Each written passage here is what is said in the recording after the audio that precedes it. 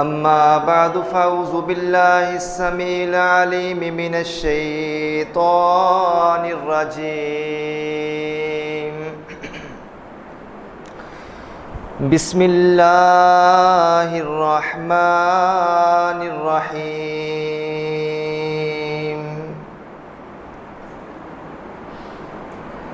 فاتبعوا ملة إبراهيم حنيفا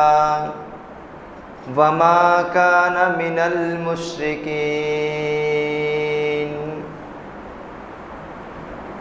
ارشاد باری تعالی ہے،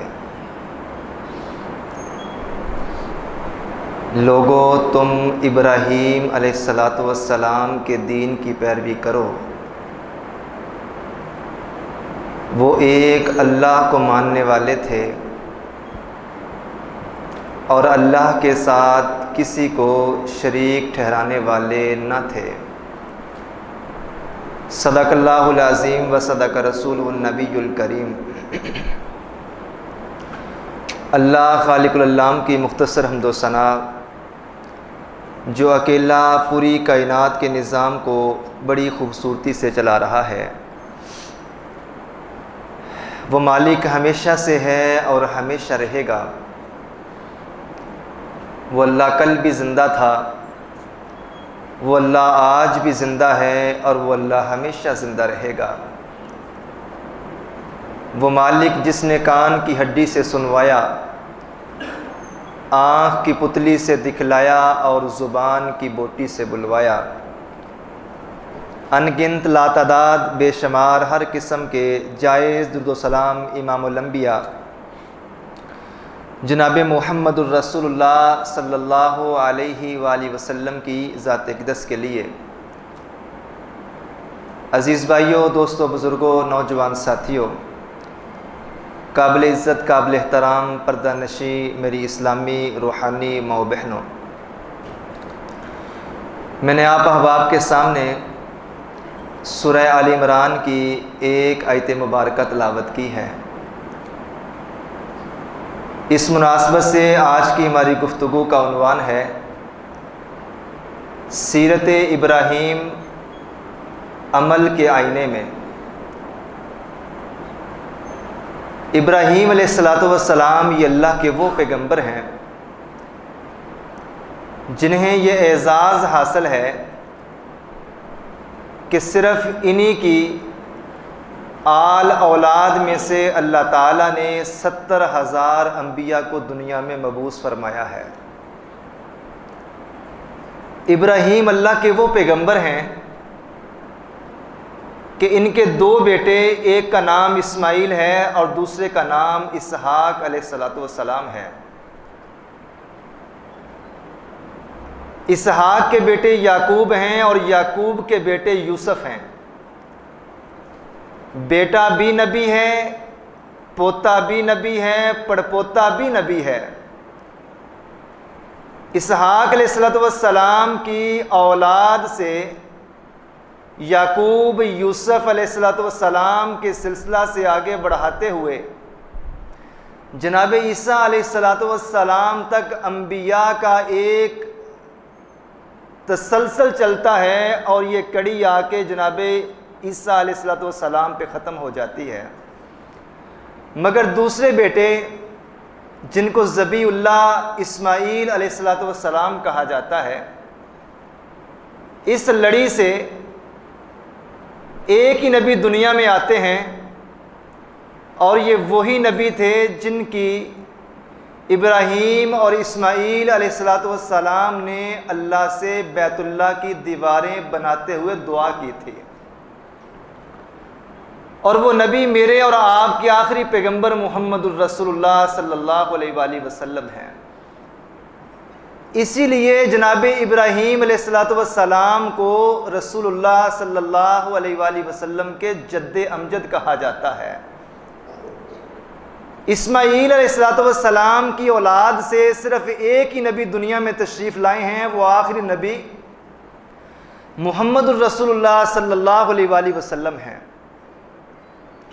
اور نبی کریم صلی اللہ علیہ وآلہ وسلم اکثر کہا کرتے تھے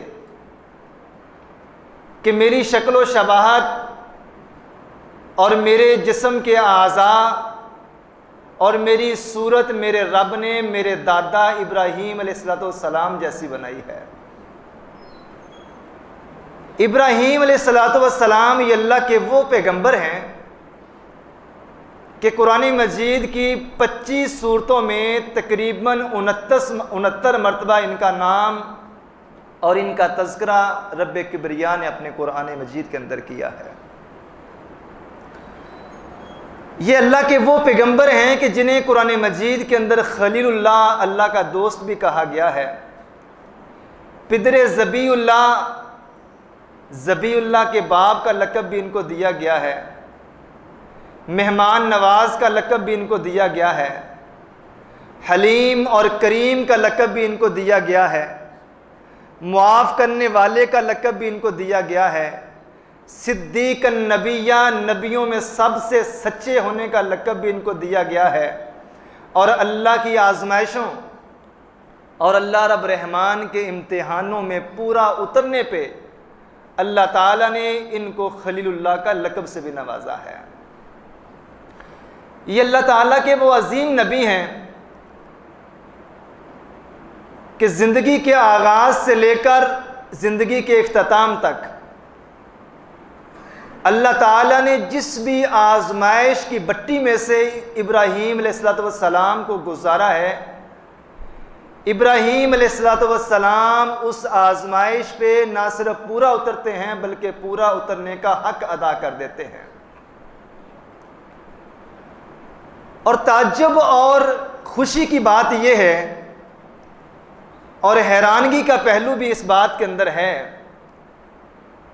کہ قرآن مجید کے اندر اللہ تعالیٰ نے انسانیت کی ہدایت اور انسانیت کی رہنمائی کے لیے جب بھی کسی شخصیت کی زندگی کو عملی نمونہ بنانے کا حکم دیا ہے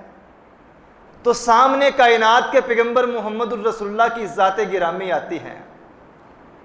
اور اللہ نے اپنے قرآن میں بارہا مقامات پہ اس بات کا اعلان بھی کیا ہے، حکم بھی دیا ہے، لَقَدْ كَانَ لَكُمْ فِي رَسُولِ اللَّهِ أُسْوَةٌ حَسَنَةٌ۔ قیامت کی دیواروں تک آنے والے انسانوں کی زندگیاں اگر گزریں گی تو محمد الرسول اللہ کے طریقے کے مطابق گزریں گی۔ لوگوں کے لیے اگر کسی کی زندگی مشعل راہ ہے تو وہ محمد الرسول اللہ کی زندگی ہے۔ لیکن یہاں پہ معاملہ الٹ ہوتا ہے۔ کائنات کے پیغمبر محمد الرسول اللہ کو اللہ جب حکم فرماتے ہیں تو اللہ کچھ اس انداز سے حکم فرماتے ہیں، وَاتَّبِعُوا مِلَّةَ إِبْرَاهِيمَ حَنِيفًا، اے میرے نبی ساری دنیا نے آپ کی اتباع کرنی ہے اور آپ نے میرے پیغمبر ابراہیم علیہ السلام کے طریقے کی اتباع کرنی ہے۔ صرف اتباع کا ہی حکم نہیں دیا بلکہ اللہ تعالیٰ نے قرآن مجید کے اندر یہ بھی فرمایا، وَاذْكُرْ فِي الْكِتَابِ إِبْرَاهِيمَ إِنَّهُ كَانَ صِدِّيقًا نَبِيًّا، اے میرے نبی اپنے امتیوں کے سامنے میرے پیغمبر ابراہیم کا ذکر بھی کیا کریں۔ اگر کسی بندے کے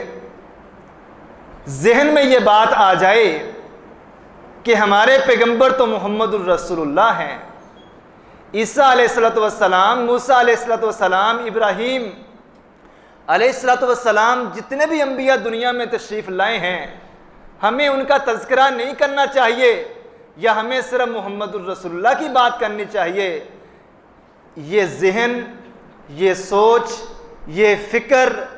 اور یہ خیال اگر کسی کے ذہن میں آتا ہے اس نے اللہ رب رحمان کے اترنے والے قرآن کا ہی انکار کر دیا ہے،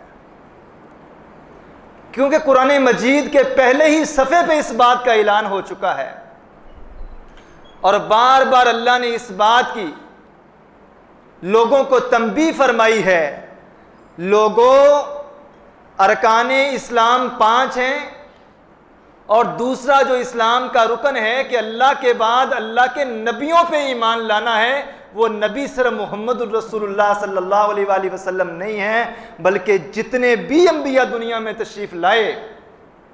ان تمام انبیاء کو سچا ماننا، ان کو اللہ کا پیغمبر ماننا، ان کی جو محنتیں، کوششیں اور کاوشیں ہیں ان کا دل و جان سے ایسے ہی احترام کرنا جیسے ہم محمد الرسول اللہ کا احترام کرتے ہیں. یہ ہمارے ایمان کا حصہ ہے اور ایمان کی کسوٹی ہے. ابراہیم علیہ السلام کا ذکر کرنے کا اللہ تعالیٰ اپنے قرآن میں اپنے نبی کو حکم دے رہے ہیں، اور صرف نبی ابراہیم کے قصے کو بیان کرنے کا ہی ذکر اللہ نہیں کر رہے، ساتھ اللہ یہ بھی فرما رہے ہیں قَدْ كَانَتْ لَكُمْ أُسْوَةٌ حَسَنَةٌ فِي ابراہیم، لوگوں تمہارے لیے، اے میرے نبی محمد تمہارے لیے صلی اللہ علیہ وآلہ وسلم ابراہیم علیہ السلام کا اسوہ حسنہ اور ان کا طریقہ بہترین نمونہ ہے. یہ کیوں کہا گیا ہے؟ ابراہیم علیہ السلام کی جتنی بھی آزمائشیں ہیں، جتنے بھی امتحانات ہیں، اور جتنے بھی ان کے مقام اور مرتبے اور ان کی شان میں اللہ نے اپنے قرآن میں آیات نازل کی ہیں، لوگوں ان ساری آیات کے بعد ابراہیم علیہ السلام کا ایک وصف، ایک صفت جو اللہ نے بیان فرمائی ہے وَمَا كَانَ مِنَ الْمُشْرِكِينَ، کہ میرے ابراہیم نے میری توحید کے لیے پوری دنیا کو اپنا دشمن بنا لیا تھا. ملتم واحدہ، جیسے کہا جاتا ہے کہ یہ بندہ اپنی ذات میں اکیلا ہی جماعت ہے، ابراہیم کو یہ اعزاز اللہ نے دیا ہے اور یہ لقب اللہ نے دیا ہے ملتم واحدہ، کہ میرا ابراہیم اس وقت کے دور میں، زمانے میں ساری انسانیت بتوں کی پجاری تھی، شرک کے گڈا ٹوپ اندھیرے میں ڈوبی ہوئی تھی. اس وقت پوری دنیا سے لڑنے والا، اللہ کی توحید کے لیے اور اللہ کی پہچان کروانے والا اگر کوئی تھا تو وہ اکیلا ابراہیم تھا. ساری دنیا، سارے لوگ ابراہیم کی ذہانت کے سامنے، ابراہیم کے ایمان کے سامنے، ابراہیم کی تبلیغ اور مشن کے سامنے گھٹنے ٹیکنے پہ مجبور ہو جاتی ہے. ابراہیم علیہ السلام کا قصہ سنا بھی ہے، کتابوں میں آپ احباب نے پڑھا بھی ہے. اگر تو وہ رسمی قصہ پڑھنا یا سنانا مقصود ہے تو یہ تو بہت دفعہ آپ لوگوں نے سن لیا ہے،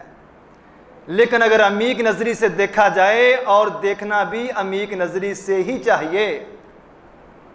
ایک مومن کا شعار یہ ہونا چاہیے کہ افلا یتدبرون القرآن. اللہ قرآن میں فرماتے ہیں لوگوں کیا تم قرآن کو غور سے نہیں پڑھتے؟ ام علی قلوبنا اقفالھا، یا یہ کہ تمہارے دلوں پہ تالے لگ چکے ہیں؟ اگر آپ قرآن کو اٹھا کے دیکھیں تو قرآن کے موضوعات میں سے مکمل ایک موضوع انبیاء کے قصے ہیں، پہلی قوموں کے قصے ہیں، لوگوں کے قصے اللہ نے سنا کے، اللہ نے بیان کر کے محمد الرسول اللہ صلی اللہ علیہ وآلہ وسلم کی امت کو ان قصوں سے سبق سیکھنے کا حکم دیا ہے. ایون کہ یوسف علیہ السلام کے قصے کے بارے میں یہاں تک فرما دیا احسن القصص، کہ قصوں میں، کہانیوں میں عبرت کا نشان اور عبرت حاصل کرنے کے لیے بہترین قصہ یوسف علیہ السلام کا قصہ ہے. نبی ابراہیم کا ذکر جہاں جہاں بھی قرآن مجید کے اندر آیا ہے، یقین جانیے اگر ایمان کی آنکھ سے دیکھا جائے، پڑھا جائے اور سنا جائے تو اس کے اندر وہی مشن ہے جو مشن محمد الرسول اللہ صلی اللہ علیہ وآلہ وسلم کا تھا. اس قصے کے اندر وہی تبلیغ ہے، اور اللہ تعالیٰ اپنے پیغمبر محمد الرسول اللہ صلی اللہ علیہ وآلہ وسلم کی تکلیفوں کو، پریشانیوں کو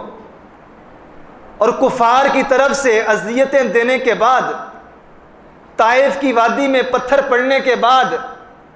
رستے میں کانٹے بچھائے جانے کے بعد،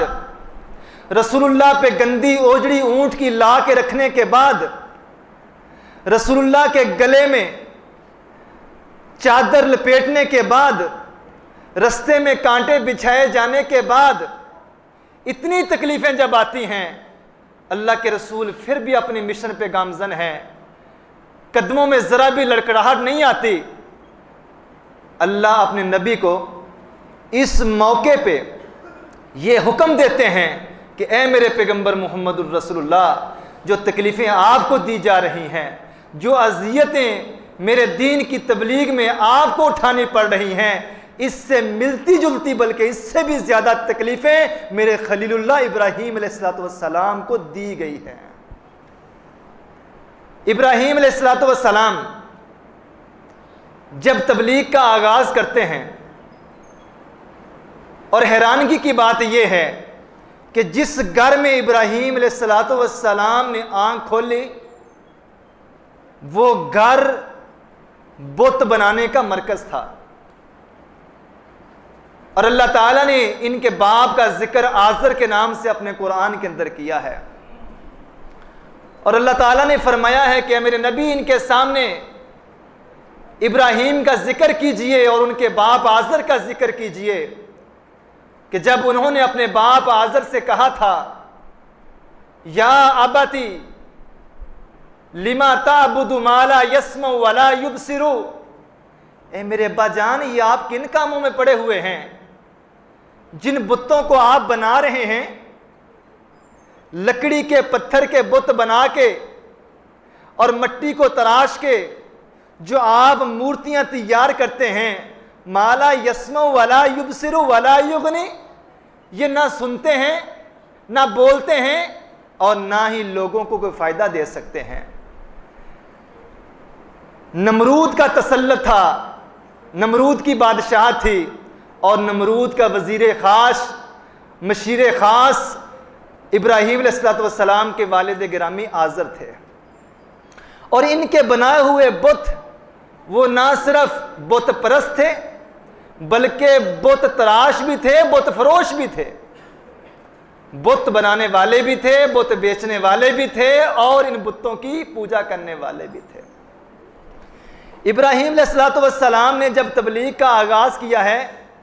تو سب سے پہلے تبلیغ کا اصل مرکز جس کو بنایا ہے، انہوں نے اپنے باپ ابراہیم علیہ السلام نے اپنے باپ آزر کو سب سے پہلے اللہ کی توحید کی دعوت دی ہے، اور جب اپنے باپ کو توحید کی دعوت دیتے ہیں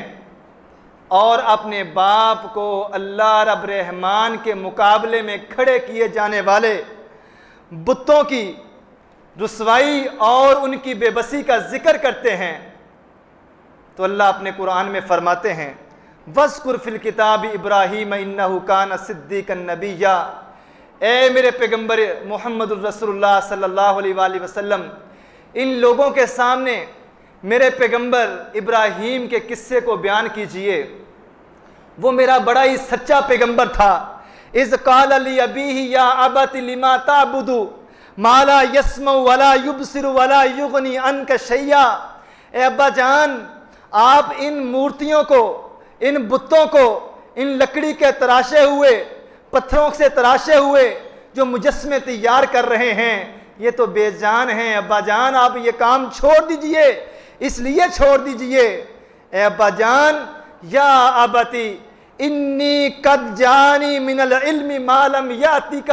میرے رب نے میرے دل میں اپنی توحید کو ڈال دیا ہے، میرے رب نے میرے دل میں اپنی توحید کو ڈال کے مجھے اس بات کی سمجھ دے دی ہے، سمجھ ہی نہیں دی،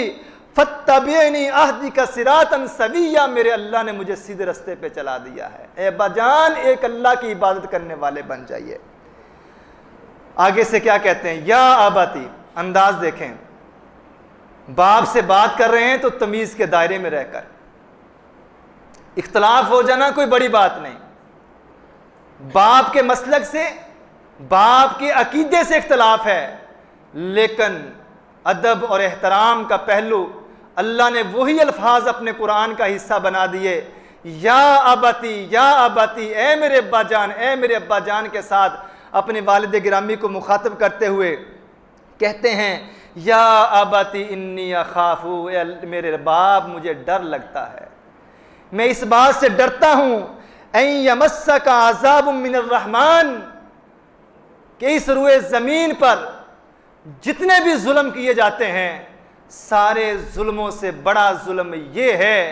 کہ جس رب نے ماں کے پیٹ سے ہماری روزی روٹی کا انتظام کیا ہوا ہے، اسی رب کے سامنے رب کے مخالف کھڑے کر دیے جائیں۔ جس رب سے مانگنا تھا سب سے بڑا ظلم یہ ہے اس رب سے مانگا نہ جائے۔ جس رب نے پیدا کیا ہے، جس رب نے عزتوں ذلتوں بیماریوں سے شفا کے سارے منصوبے بنائے ہیں، اے میرے ابا جان مجھے اس بات پہ خوف آتا ہے فَتَكُونَ لِلشَّيْطَانِ وَلِيًّا، شیطان رحمان کا بدترین دشمن ہے۔ اے ابا جان میں اس بات سے ڈرتا ہوں کہیں آسمان سے آپ پہ اللہ کا عذاب نازل نہ ہو جائے۔ بیٹے نے باپ سے بات کی، لیکن آگے سے جواب کیا ملتا ہے؟ قالا، آزر کہتا ہے قالا اے ابراہیم اراغب انت عن آلہتی یا ابراہیم، اے ابراہیم کیا تو مجھے ہمارے معبودوں سے دور کرنے کی کوشش کرتا ہے؟ اگر تو اپنی اس حرکت سے باز نہ آیا، اے ابراہیم اگر تو اپنی اس حرکت سے باز نہ آیا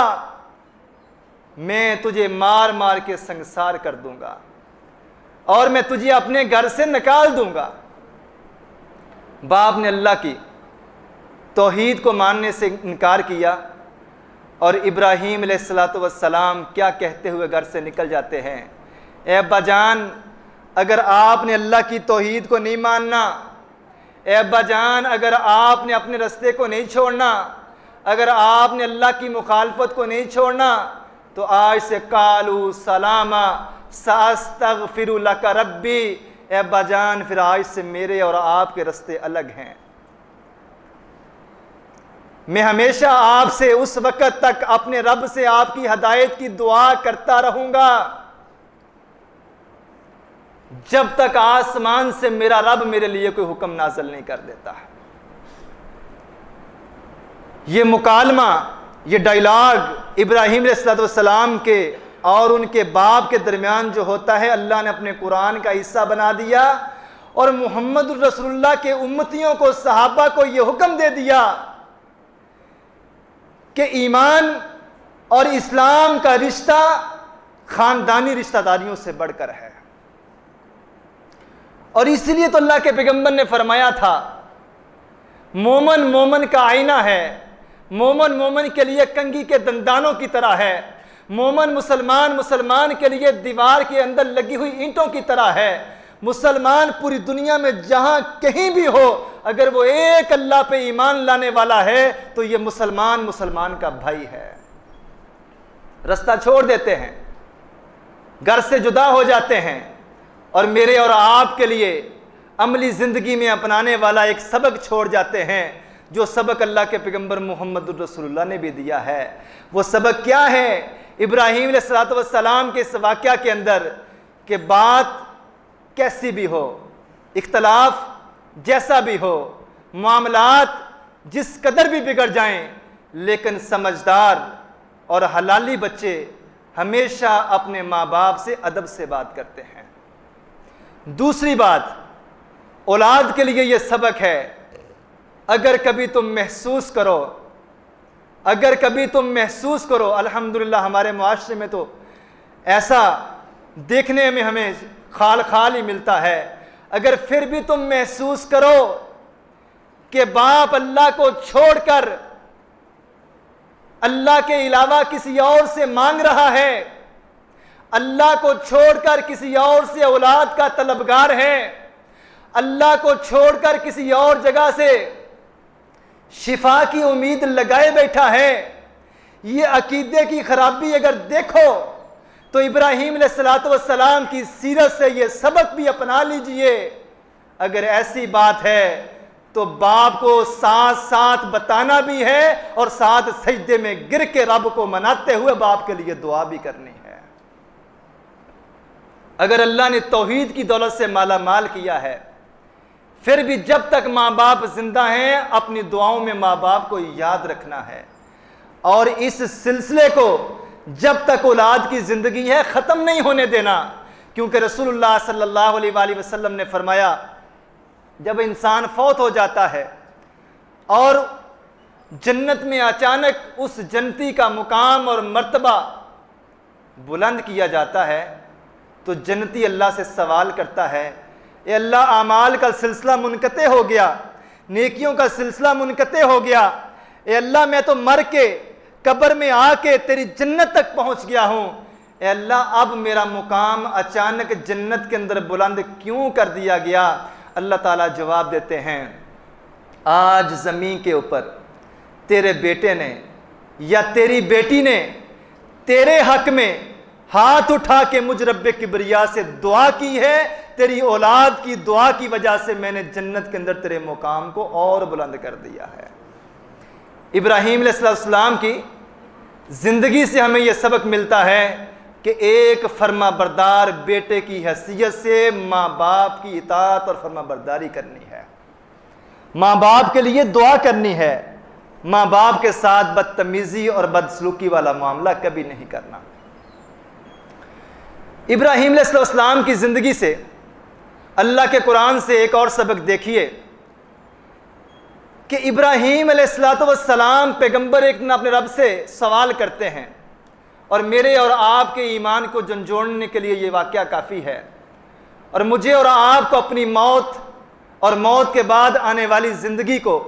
یاد کرنے کے لیے اور ذہن نشین کرنے کے لیے بھی یہ واقعہ بہت اہم ہے۔ سورہ بقرہ ہے۔ ابراہیم ایک دن اپنے رب سے کیا کہتے ہیں؟ وَقَالَ ابراہیم ربی ارنی کیف تحیی الموت۔ ایک دن اللہ کے یہ لاڈلے پیغمبر، اللہ کے دوست پیغمبر اللہ سے محبت میں آ کے ایک سوال کرتے ہیں۔ سوال کیا ہے؟ اے اللہ میں دیکھنا چاہتا ہوں کہ تو مردوں کو کیسے زندہ کرے گا۔ کیف تحیی الموت، اے اللہ موت کے بعد، مرنے کے بعد تو مردوں کو کیسے زندہ کرے گا؟ اللہ آگے سے ابراہیم سے سوال کرتے ہیں، قال اولم تؤمن، اے ابراہیم تجھے یقین نہیں ہے کہ تیرا رب مارنے کے بعد زندہ کرنے والا ہے؟ آگے سے کہتے ہیں، اے اللہ، قال بلا ولکن لیطمئن قلبی، اے اللہ ویسے ہی پوچھا ہے دل کی تسلی کے لیے، وگرنہ اللہ مجھے تیری ہر ادا پہ، تیری ہر بات پہ یقین ہے۔ اور اللہ نے اس واقعہ کو بھی اپنے قرآن کا حصہ بنا دیا۔ فرمایا ابراہیم اگر دیکھنا چاہتے ہو کہ مرنے کے بعد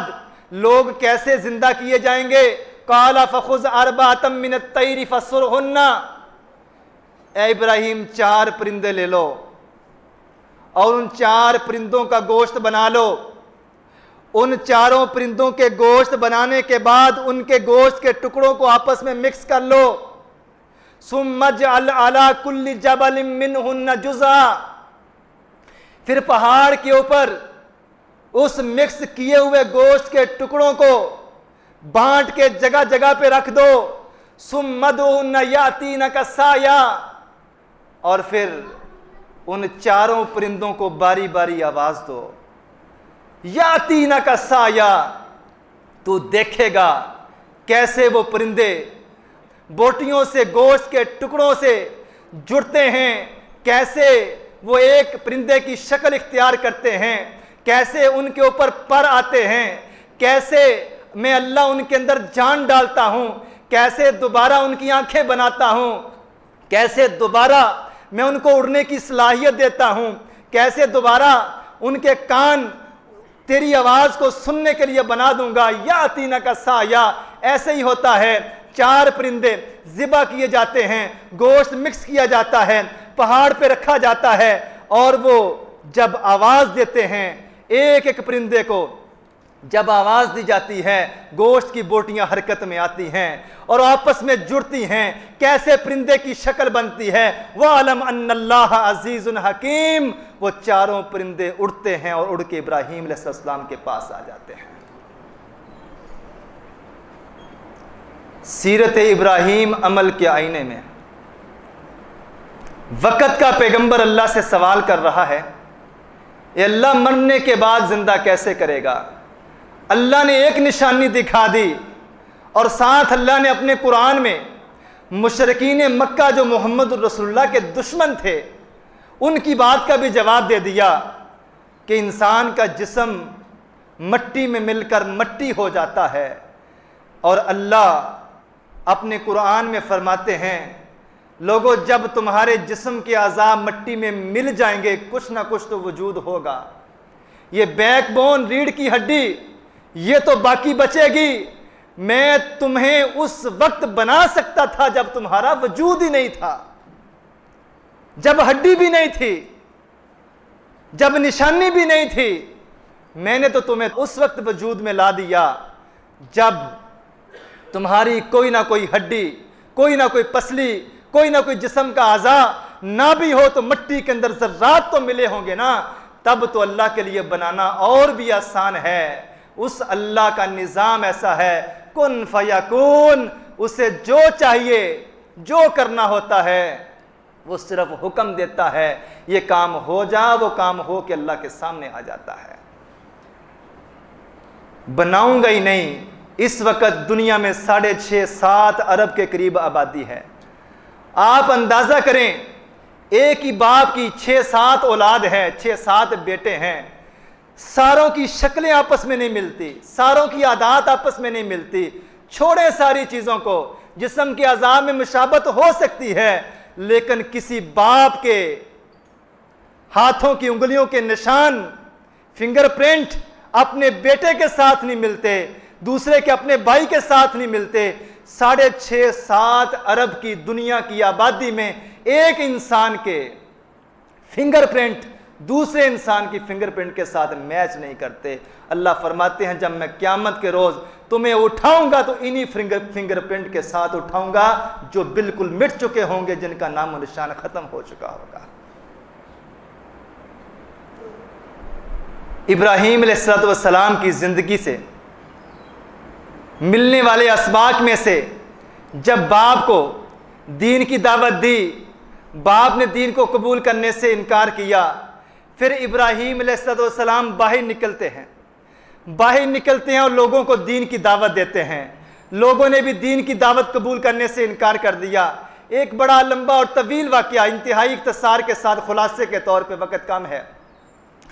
قوم میلے پہ جاتی ہے. یہ واقعہ بھی اللہ کے قرآن نے اپنے قرآن کا حصہ بنا دیا. قوم میلے پہ جاتی ہے اور اس جگہ پہنچے جہاں پہ قوم نے اجتماعی بت خانہ بنایا ہوا تھا, اور وہاں جاتے ہیں اور جا کے کیا کہتے ہیں, تم بولتے کیوں نہیں ہو, تم کھاتے کیوں نہیں ہو, طرح طرح کے کھانے تمہارے سامنے لا کے رکھے گئے ہیں, نظریں نیازیں تمہیں دے کے گئے ہیں, تم لو, کھاتے کیوں نہیں ہو. پھر اللہ کا قرآن کہتا ہے یہ میرے پیغمبر کو میرے مخالفین پہ غصہ آتا ہے اور یہ بتوں کو ایک طرف سے توڑنا شروع کرتے ہیں اور کلہاڑا بڑے کے کندھے پہ رکھ دیتے ہیں. قوم میلے سے واپس آتی ہے, تشویش کا اظہار ہوتا ہے تو کہا جاتا ہے قالوا فتى يذكرهم يقال له ابراہیم, یہ کام یقیناً اس نوجوان ابراہیم نے کیا ہوگا جو اکثر ان بتوں کے خلاف باتیں کرتا ہے اور ایک اللہ کی طرف بلاتا ہے. ابراہیم سے پوچھا جاتا ہے تو ابراہیم کیا جواب دیتے ہیں, مجھ سے کیا پوچھتے ہو, جس کے کندھے پہ کلہاڑا ہے اسی سے پوچھ لو. وہ ساری قوم ششدر اور حیران رہتی ہے اور کیا جواب دیتی ہے, اے ابراہیم تو جانتا ہے یہ بول نہیں سکتے, یہ ہمیں کیا بتائیں گے. پیغمبر کو دلیل مل جاتی ہے اور یہی بات, یہی پیغام لوگوں کو دینا چاہتے ہیں. لوگوں جو اپنی حفاظت آپ نہیں کر سکتے وہ تمہاری حفاظت کیا کریں گے. معاملہ سپریم کورٹ میں پہنچتا ہے, وقت کے بادشاہ نمرود تک بات چلی جاتی ہے اور ابراہیم علیہ السلام کو حاضر ہونے کے لیے ٹائم اور وقت دیا جاتا ہے, بلایا جاتا ہے. نمرود سے بھی مکالمہ اللہ نے اپنے قرآن کا حصہ بنا دیا.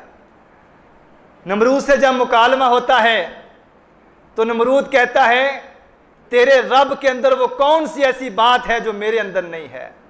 دنیا کے اندر 4 ایسے بڑے بادشاہ آئے ہیں جنہوں نے پوری دنیا کے اوپر حکومت کی ہے, 2 مسلمان ہیں اور 2 غیر مسلم ہیں. نمرود اور بخت نصر یہ غیر مسلم ہیں, ذوالقرنین اور سلیمان علیہ السلام یہ مسلمان, 2 مسلمان بادشاہ اور 2 غیر مسلم جنہوں نے بیک وقت پوری دنیا کے اوپر حکومت کی ہے. اور یہ اگر کسی بندے کے ذہن میں یہ بات آ جائے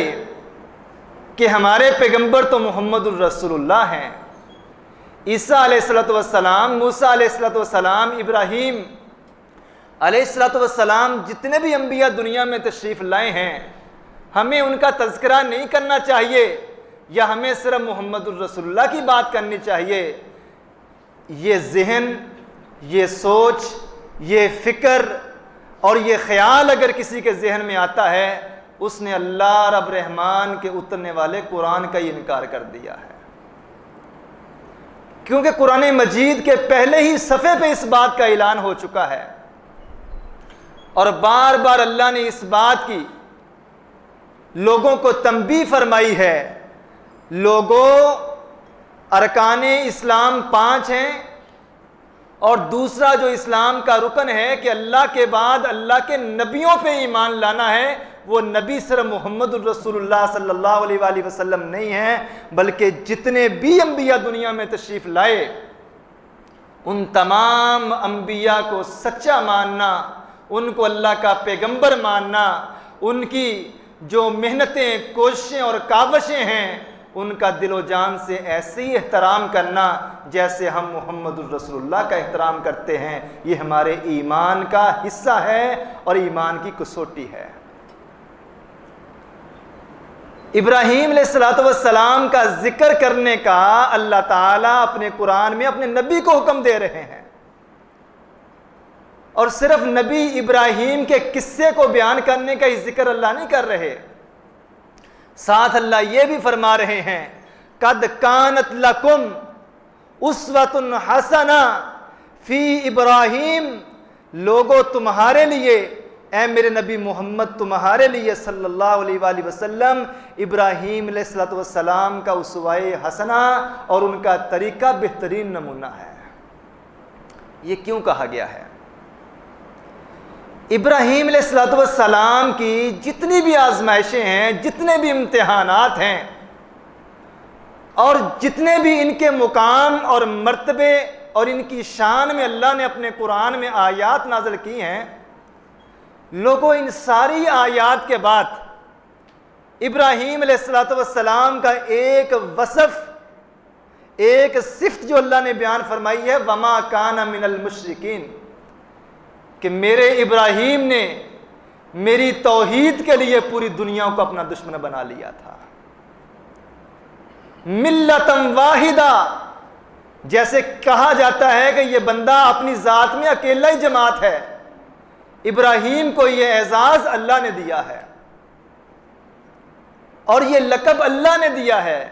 ملتم واحدہ، کہ میرا ابراہیم اس وقت کے دور میں، زمانے میں ساری انسانیت بتوں کی پجاری تھی، شرک کے گٹا ٹوپ اندھیرے میں ڈوبی ہوئی تھی، اس وقت پوری دنیا سے لڑنے والا، اللہ کی توحید کے لیے اور اللہ کی پہچان کروانے والا اگر کوئی تھا تو وہ اکیلا ابراہیم تھا۔ ساری دنیا، سارے لوگ ابراہیم کی ذہانت کے سامنے،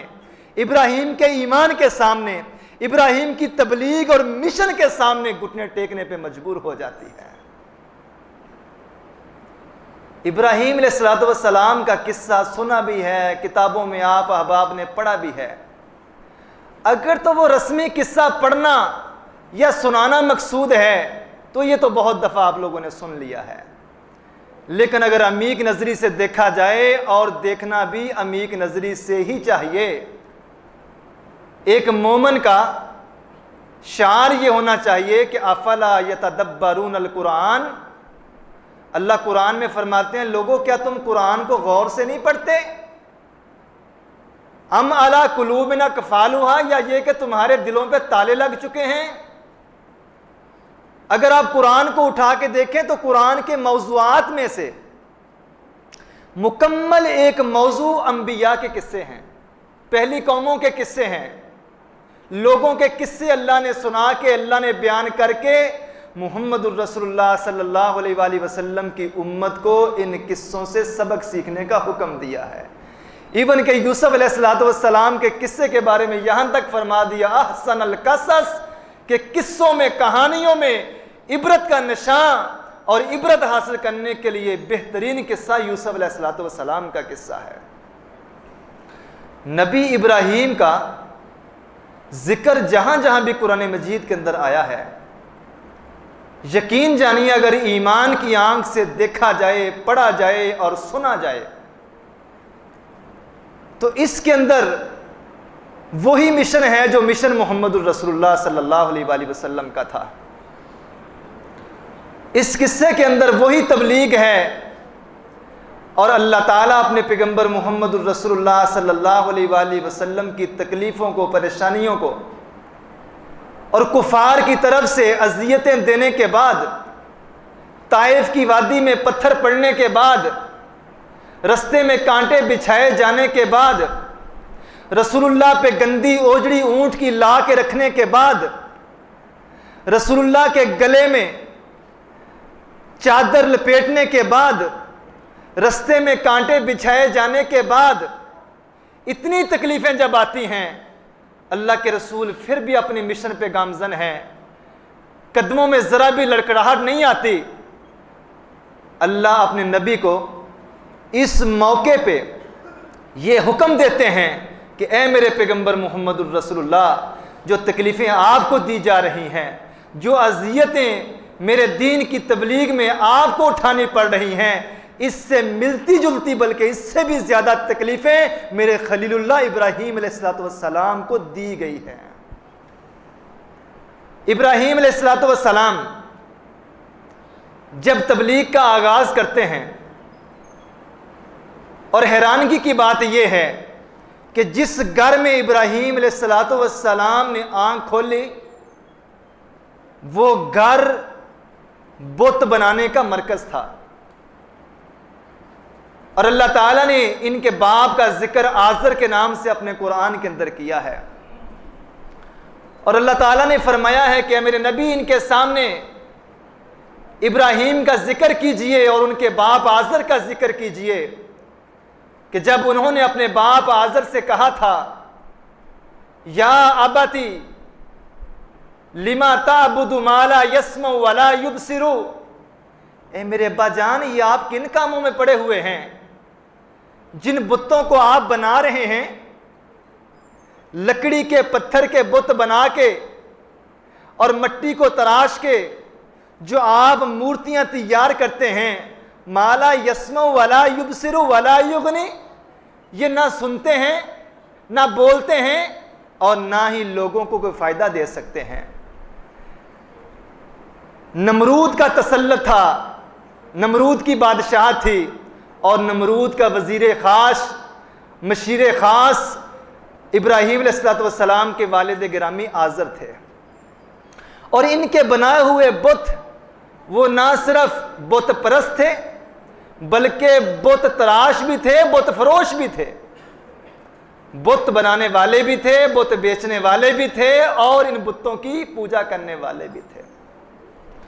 ابراہیم علیہ السلام نے جب تبلیغ کا آغاز کیا ہے تو سب سے پہلے تبلیغ کا اصل مرکز جس کو بنایا ہے، انہوں نے اپنے باپ ابراہیم علیہ السلام نے اپنے باپ آزر کو سب سے پہلے اللہ کی توحید کی دعوت دی ہے، اور جب اپنے باپ کو توحید کی دعوت دیتے ہیں اور اپنے باپ کو اللہ رب رحمان کے مقابلے میں کھڑے کیے جانے والے بتوں کی رسوائی اور ان کی بے بسی کا ذکر کرتے ہیں، تو اللہ اپنے قرآن میں فرماتے ہیں وَاذْكُرْ فِي الْكِتَابِ إِبْرَاهِيمَ إِنَّهُ كَانَ صِدِّيقًا نَبِيًّا، اے میرے پیغمبر محمد الرسول اللہ صلی اللہ علیہ وآلہ وسلم، ان لوگوں کے سامنے میرے پیغمبر ابراہیم کے قصے کو بیان کیجئے، وہ میرا بڑا ہی سچا پیغمبر تھا۔ اِذْ قَالَ لِأَبِيهِ يَا أَبَتِ لِمَا تَعْبُدُ مَا لَا يَسْمَعُ وَلَا يُبْصِرُ وَلَا يُغْنِي عَنْكَ شَيْئًا، اے ابا جان آپ ان مورتیوں کو، ان بتوں کو، ان لکڑی کے تراشے ہوئے، پتھروں سے تراشے ہوئے جو مجسمے تیار کر رہے ہیں، یہ تو بے جان ہیں، ابا جان آپ یہ کام چھوڑ دیجئے، اس لیے چھوڑ دیجئے، اے ابا جان یا ابتی انی قد جانی من العلم ما لم یاتک، میرے رب نے میرے دل میں اپنی توحید کو ڈال دیا ہے، میرے رب نے میرے دل میں اپنی توحید کو ڈال کے مجھے اس بات کی سمجھ دے دی ہے، سمجھ ہی نہیں دی، فَاتَّبِعْنِي أَهْدِكَ صِرَاطًا سَوِيًّا، میرے اللہ نے مجھے سیدھے رستے پہ چلا دیا ہے۔ اے ابا جان، ایک اللہ کی عبادت کرنے والے بن جائیے۔ آگے سے کیا کہتے ہیں؟ یا آباتی، انداز دیکھیں، باپ سے بات کر رہے ہیں تو تمیز کے دائرے میں رہ کر، اختلاف ہو جانا کوئی بڑی بات نہیں، باپ کے مسلک سے، باپ کے عقیدے سے اختلاف ہے، لیکن ادب اور احترام کا پہلو اللہ نے وہی الفاظ اپنے قرآن کا حصہ بنا دیے، یا ابتی، یا ابتی، اے میرے ابا جان، اے میرے ابا جان کے ساتھ اپنے والد گرامی کو مخاطب کرتے ہوئے کہتے ہیں یا ابتی انی اخاف، اے میرے باپ مجھے ڈر لگتا ہے، میں اس بات سے ڈرتا ہوں ان یمسک عذاب من الرحمن، کہ اس روئے زمین پر جتنے بھی ظلم کیے جاتے ہیں سارے ظلموں سے بڑا ظلم یہ ہے کہ جس رب نے ماں کے پیٹ سے ہماری روزی روٹی کا انتظام کیا ہوا ہے اسی رب کے سامنے رب کے مخالف کھڑے کر دیے جائیں۔ جس رب سے مانگنا تھا سب سے بڑا ظلم یہ ہے اس رب سے مانگا نہ جائے۔ جس رب نے پیدا کیا ہے، جس رب نے عزتوں ذلتوں بیماریوں سے شفا کے سارے منصوبے بنائے ہیں، اے میرے ابا جان مجھے اس بات پہ خوف آتا ہے فَتَكُونَ لِلشَّيْطَانِ وَلِيًّا، شیطان رحمان کا بدترین دشمن ہے۔ اے ابا جان میں اس بات سے ڈرتا ہوں کہیں آسمان سے آپ پہ اللہ کا عذاب نازل نہ ہو جائے۔ بیٹے نے باپ سے بات کی، لیکن آگے سے جواب کیا ملتا ہے؟ کالا، آزر کہتا ہے کالا اے ابراہیم اراغب انت عن آلہتی، یا ابراہیم، اے ابراہیم کیا تو مجھے ہمارے معبودوں سے دور کرنے کی کوشش کرتا ہے؟ اگر تو اپنی اس حرکت سے باز نہ آیا، اے ابراہیم اگر تو اپنی اس حرکت سے باز نہ آیا میں تجھے مار مار کے سنگسار کر دوں گا اور میں تجھے اپنے گھر سے نکال دوں گا۔ باپ نے اللہ کی توحید کو ماننے سے انکار کیا اور ابراہیم علیہ السلام کیا کہتے ہوئے گھر سے نکل جاتے ہیں؟ اے ابا جان اگر آپ نے اللہ کی توحید کو نہیں ماننا، اے ابا جان اگر آپ نے اپنے رستے کو نہیں چھوڑنا، اگر آپ نے اللہ کی مخالفت کو نہیں چھوڑنا تو آج سے قالوا سلاما ساستغفر لک ربی، اے ابا جان پھر آج سے میرے اور آپ کے رستے الگ ہیں۔ میں ہمیشہ آپ سے اس وقت تک اپنے رب سے آپ کی ہدایت کی دعا کرتا رہوں گا جب تک آسمان سے میرا رب میرے لیے کوئی حکم نازل نہیں کر دیتا ہے۔ یہ مکالمہ، یہ ڈائیلاگ ابراہیم علیہ السلام کے اور ان کے باپ کے درمیان جو ہوتا ہے اللہ نے اپنے قرآن کا حصہ بنا دیا اور محمد الرسول اللہ کے امتیوں کو، صحابہ کو یہ حکم دے دیا کہ ایمان اور اسلام کا رشتہ خاندانی رشتہ داریوں سے بڑھ کر ہے۔ نمرود اپنے وقت کا خدا بنا ہوا تھا، 400 سال اس نے حکومت کی، اور بادشاہ نمرود ابراہیم علیہ السلام کو اپنے سامنے کھڑا ہو کے کہتا ہے تیرے رب کے اندر وہ کون سی ایسی بات ہے جو میرے اندر نہیں ہے؟ فرمایا ان ربی، میرا رب وہ ہے جو زندہ کرتا ہے اور مارتا ہے۔ اس ظالم نے کیا کیا؟ پیغمبر کی دلیل کو، پیغمبر کی بات کو نہ سمجھ سکا، ایک بے گناہ کو پکڑ کے سولی پہ چڑھا دیا اور ایک سزا یافتہ، موت کی سزا یافتہ انسان کو چھوڑ کے کہتا ہے یہ مرنے والا تھا اس کو میں نے چھوڑ دیا اور یہ زندہ تھا اس کو میں نے مار دیا۔ پیغمبر بحث نہیں کرتے، آگے بڑھے اور دوسرا سوال کیا رکھا؟ میرا رب وہ ہے جو سورج کو مشرق سے نکالتا ہے اور سورج کو مغرب میں غروب کرتا ہے۔ اے نمرود اگر تو رب ہے، خدائی کا دعویٰ کرتا ہے تو سورج کو مغرب سے نکال دے اور مشرق میں غروب کر دے، میں تجھے رب مان لوں گا۔ قرآن کہتا ہے فَبُہِتَ الَّذِي کَفَرَ، یہ کافر اپنے منہ میں انگلیاں دبا کے ابراہیم کی اس دلیل پہ سر جھکا لیتا ہے اور سر جھکا کے اپنی غیرت کو للکارتا ہے اور کیا کہتا ہے؟ الاؤ جلایا جائے، آگ جلائی جائے، اپنے بتوں کی حفاظت کرو، یہ تمہارے بتوں کا مخالف کھڑا ہو گیا ہے۔ اور ایک بہت بڑی چتا اور آگ جلائی جاتی ہے، کئی روز تک بالن اکٹھا کیا جاتا ہے، اور ابراہیم کو اس آگ میں ڈالنے کے لیے لوگ منتیں مانگتے ہیں، عورتیں بیماریوں سے شفا کی نظریں مانتی ہیں کہ شفا مل جائے تو ابراہیم کو جلانے کے لیے میں بھی بالن دوں گی۔ محدثین نے لکھا ہے آگ کے اندر ڈالے جانے کے لیے جب آگ جلائی جاتی ہے اور اس کی تپش اتنی زیادہ ہے کہ اس کے لیے ایک منجیک تیار کی جاتی ہے، اس منجیک میں بٹھا کے ابراہیم کو آگ کے اندر دھکا دیا جاتا ہے، اور اسی اثناء میں آسمان سے بارشوں کا فرشتہ آتا ہے اور ابراہیم کی مدد کرنے کے لیے کہتا ہے۔ ابراہیم آگے سے کہتے ہیں وَعَلَى اللَّهِ فَلْيَتَوَكَّلِ الْمُؤْمِنُونَ، مجھے اللہ کے علاوہ کسی اور کی ضرورت نہیں ہے۔ جبریل آتے ہیں، اگر آپ حکم دیں میں اپنے پر سے اس آگ کو ان لوگوں کی بستی کے اوپر ڈال کے بستی کو تباہ کر دوں۔ فرمایا واپس چلے جاؤ، جس رب کے لیے آگ میں جا رہا ہوں وہ رب دیکھ رہا ہے۔ آگ میں جا رہے ہیں، اللہ نے جبریل کو بھی اور بارشوں کے فرشتوں کو بھی کوئی حکم نہیں دیا، بلکہ بے جان آگ کو حکم دے دیا۔ قُلْنَا يَا نَارُ كُونِي بَرْدًا وَسَلَامًا، اے میری آگ، اے اللہ کی نشانی، اس آگ کو ابراہیم کے لیے جلایا گیا ہے، اے آگ میں اللہ تجھ کو حکم دیتا ہوں میرے ابراہیم کے لیے امن والی بن جا۔ اور اس آگ نے ابراہیم علیہ السلام کی صرف انہی رسیوں کو جلایا جن رسیوں کے ساتھ ان کو باندھا گیا تھا، اور ابراہیم علیہ السلام نے فرمایا 40 دن جو مجھے آگ کے اندر رکھا گیا، ان 40 دنوں میں جو شان، جو عزت، جو سکون میں نے پایا ہے پوری زندگی میں کے اندر نہیں پایا۔ اور جب انسان اللہ کے لیے ہو جائے تو اللہ پھر انسان کا ہو جاتا ہے۔ جب انسان اللہ کے لیے کسی چیز سے ٹکرا جائے پھر اللہ اپنے بندے کو ضائع ہونے سے بچا لیتا ہے۔ وقت گزرتا جاتا ہے، اتنے بڑے معاملے کو دیکھنے کے بعد بھی چند لوگ مسلمان ہوتے ہیں اور ابراہیم اس علاقے کو چھوڑتے ہیں اور مصر کی طرف، شام کی طرف نکل پڑتے ہیں۔ وقت گزرتا چلا جاتا ہے، 80 سال کی عمر میں اللہ سے دعائیں کر رہے ہیں، اولاد سے محروم ہیں،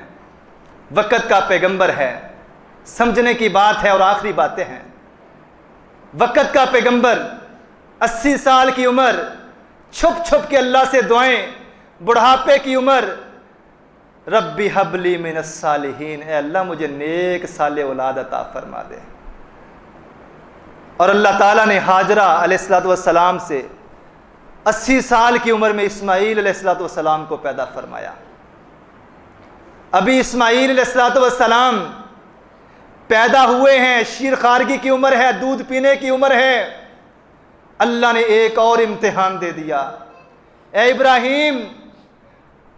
بیٹے کو بھی لے لو، ہاجرہ کو بھی لے لو اور اس مقام پہ چلے جاؤ جس مقام پہ آج بیت اللہ ہے، بواد غیر ذی زرع عند بیتک المحرم، اور جس مقام پہ آج بیت اللہ ہے بیٹے کو بھی بیوی کو بھی اونٹنی پہ بٹھاتے ہیں، اس مقام پہ چھوڑتے ہیں۔ جانے لگے، بیوی لگام پکڑتی ہے اونٹ کی، بار بار اصرار کرتی ہے کیوں چھوڑ کے جا رہے ہو، کوئی ناراضگی ہے، خاموشی اختیار کرتے ہیں۔ آگے سے اماں ہاجرہ نے پوچھا کیا اللہ کا حکم ہے؟ سر کے اشارے سے جواب دیتے ہیں ہاں، تو کہتی ہے پھر جائیں، اگر اللہ کے لیے چھوڑ کے جا رہے ہیں تو اللہ اپنے بندوں کو ضائع نہیں کرتا۔ تھوڑی سی کھجوریں ہیں، پانی ہے، وہ ختم ہو جاتا ہے چند دنوں کے بعد، اور اس جنگل بیاباں کے اندر جاتے بجاتے ابراہیم علیہ السلام کیا دعا کرتے ہیں؟ اے اللہ میرے بچے کی اور میری بیوی کی اور ان کی خوراک کے حوالے سے حفاظت فرمانا۔ پتا تھا دور دور تک انسانوں کا نام و نشان نہیں ہے، یہ خشک پہاڑ، یہاں تو کوئی انسان نظر نہیں آتا، کوئی درخت نظر نہیں آتا، سوائے اس ایک درخت کے جہاں پہ آج زمزم کا کنواں ہے، اس درخت کے نیچے بچے کو بٹھایا، بیوی کو بٹھایا، چلتے بنے، چند دنوں کے بعد کھجوریں بھی ختم، پانی بھی ختم۔ اماں ہاجرہ پانی کی تلاش میں قریب پہاڑی پہ چڑھتی ہیں۔ وہ پہاڑی وہی پہاڑی ہے جس پہ عمرہ کرنے والے، حج کرنے والے صفا سے دوڑتے ہیں، مروہ پہ آتے ہیں، مروہ پہ دوڑتے ہیں، صفا پہ آتے ہیں، صفا پہاڑی پہ چڑھتی ہیں۔ ابھی جو لک آپ کو صفا کی یا مروہ کی نظر آتی ہے، یہ وہ لک نہیں ہے جو اس وقت ہوا کرتی تھی، کیونکہ ابھی اس کو حرم کی حدود میں لانے کے لیے کاٹ کاٹ کے بالکل تھوڑا سا چھوٹا سا کر دیا گیا ہے، وگرنہ جس کی اونچائی بہت زیادہ تھی۔ صفا پہ چڑھی، دیکھا دور تک نگاہ دوڑائی، کوئی بندہ مل جائے، پانی کی تلاش ہے، بچہ بلک رہا ہے، سوائے دودھ پینے کے کچھ کھاتا نہیں، ماں کچھ کھائے گی تو بچے کو پلائے گی۔ صفا سے دوڑی مروہ پہ آئی، مروہ سے دوڑی صفا پہ آئی، پانی کی تلاش میں 7 چکر لگا کے جب آخری چکر پہ مروہ پہ پہنچتی ہیں تو کیا دیکھتی ہیں کہ اسماعیل علیہ السلام کے پاس کوئی کھڑا ہے، اور وہ جبریل امی تھے۔ دوڑتی ہوئی آئیں اور کیا دیکھتی ہیں کہ جبریل نے اپنا پر یا ایڑی مار کے زمین پہ مارا تو اللہ نے چشمہ جو ہے پانی کا نکال دیا، اور بھاگتی ہوئی آتی ہیں اور اس کے ارد گرد حصار باندھنا، کنارہ لگانا شروع کرتی ہیں، اور عبرانی زبان میں کیا کہتی ہیں؟ زم زم رک جا، زم زم رک جا، اور پانی اسی جگہ رک جاتا ہے۔ اور عبداللہ بن عباس رضی اللہ تعالیٰ عنہ کہتے ہیں اللہ رحم فرمائے اماں ہاجرہ پہ، اگر وہ حصار نہ باندھتی، وہ آگے نکا نہ لگاتی، اللہ زمزم کو ایک چشمے کی شکل عطا فرما دیتا ہے۔ یہ وہی پانی ہے جس کے متعلق اللہ کے نبی صلی اللہ علیہ وآلہ وسلم نے فرمایا اگر بیماری سے شفا کی نیت سے پیا جائے تو اللہ اس کے پینے سے شفا دے دیتا ہے۔ اگر کسی ضرورت کو ذہن میں رکھتے ہوئے، کسی دعا کو ذہن میں رکھتے ہوئے پیا جائے، اللہ وہ ضرورت، وہ دعا انسان کی پوری فرما دیتا ہے۔ آج کی گفتگو کا ہمارا وقت مکمل ہوا چاہتا ہے۔ سیرت ابراہیم کے حوالے سے یہ بات یاد رکھنے کے قابل ہے، حج یا عمرہ کرنے کے لیے بیت اللہ کے ارد گرد جتنے بھی آپ کو شعار نظر آتے ہیں، وہ حجر اسود کا معاملہ ہو، وہ مقام ابراہیم کا معاملہ ہو، وہ بیت اللہ کے ارد گرد طواف کرنے کا معاملہ ہو، وہ صفا اور مروہ پہ دوڑنے کا معاملہ ہو، وہ آب زمزم کا معاملہ ہو، وہ جمرات کنکریاں مارنے کا معاملہ ہو، وہ مینا میں قربانی کرنے کا معاملہ ہو، وہ میدان عرفات میں ٹھہرنے کا معاملہ ہو، یہ تمام کی تمام ادائیں اور اشعار، ان تمام کا تعلق ابراہیم علیہ السلام کی ذات کے ساتھ ہے، ان کے خاندان کے ساتھ ہے، کیونکہ بیت اللہ کی سب سے پہلے جس ہستی نے تعمیر کی ہے وہ ابراہیم علیہ السلام ہے اور ان کے بیٹے اسماعیل علیہ السلام ہے۔ یہ قرآن کا اصول ہے، قرآن کا فیصلہ ہے۔ وَإِذْ يَرْفَعُ إِبْرَاهِيمُ الْقَوَاعِدَ مِنَ الْبَيْتِ وَإِسْمَاعِيلُ، جب ابراہیم اور اسماعیل خانہ کعبہ کی دیواریں بلند کر رہے تھے، پتہ کیا چلا؟ خانہ کعبہ بالکل اس کی سیدھ میں آسمانوں پہ بیت المعمور ہے، وہ فرشتوں کا قبلہ ہے، زمین پہ انسانوں کا قبلہ بیت اللہ ہے۔ اور اللہ کا کرنا پھر ایسا ہے، ابراہیم نے زمین پہ انسانوں کا قبلہ تعمیر کیا، اللہ نے جب مقام دیا تو آسمان پہ، 7ویں آسمان پہ فرشتوں کا قبلہ بیت المعمور کے قریب ابراہیم علیہ السلام کو مقام عطا فرمایا ہوا ہے۔ اور اسی مقام پہ بیت المعمور کے پاس اللہ کے رسول کی معراج کی رات ابراہیم علیہ السلام سے ملاقات ہوتی ہے۔ میرے عزیزو، اللہ مالک سے دعا ہے اللہ ہمارے دلوں میں تمام انبیاء کا احترام پیدا فرما دے، اور دوسری بات اللہ ہمیں انبیاء کے مشن کو اپنانے کی توفیق عطا فرمائے۔ تیسری بات، ساری زندگی انبیاء علیہ السلام جس ایک اللہ کی طرف بلاتے رہے، ہمیں اپنا ایمان، توکل، یقین، بھروسہ صرف اسی ایک اللہ کے اوپر مکمل طور پہ کرنے کی توفیق عطا فرمائے۔ وآخر دعوانا الحمدللہ رب العالمین۔